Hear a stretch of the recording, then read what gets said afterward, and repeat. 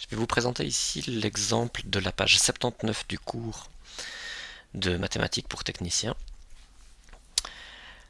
Le problème se présente de la manière suivante. On a un cône tronqué dont la base la plus grande vaut 40 mètres de diamètre, la base la plus petite vaut 8 mètres de diamètre et la hauteur de ce cône fait 18 mètres. On doit définir une fonction qui décrira le rayon en fonction de la hauteur du cône. Alors tout d'abord, voyons un petit peu à quoi ressemble ce cône.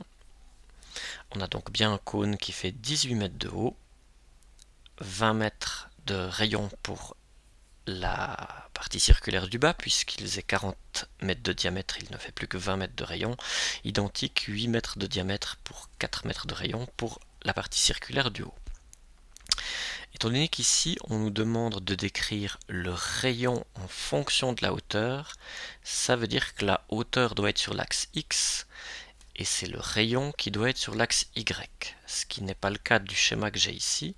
Par conséquent, il va falloir que je fasse une rotation de mon système. Et ainsi, j'aurai la hauteur et le rayon conformément à ce qui est demandé ici.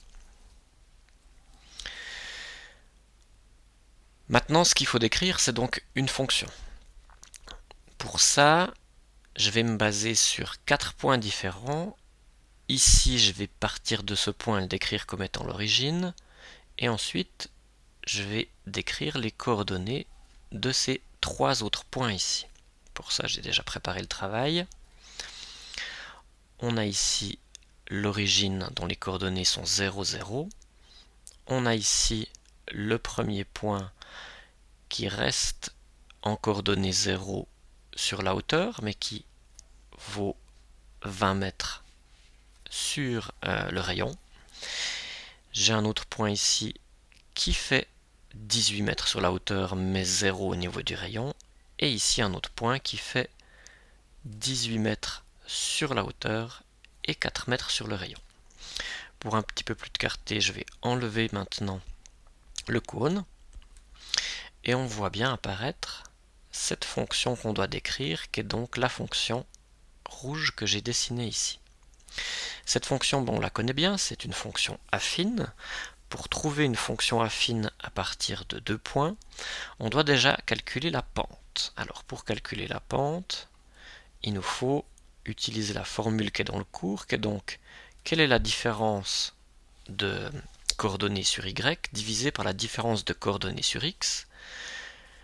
On a donc 20 et 4 pour les coordonnées y, 0 et 18 pour les coordonnées x. Je fais mon calcul, j'arrive à une pente négative, ça nous semble normal puisque la pente descend de 8 sur 9.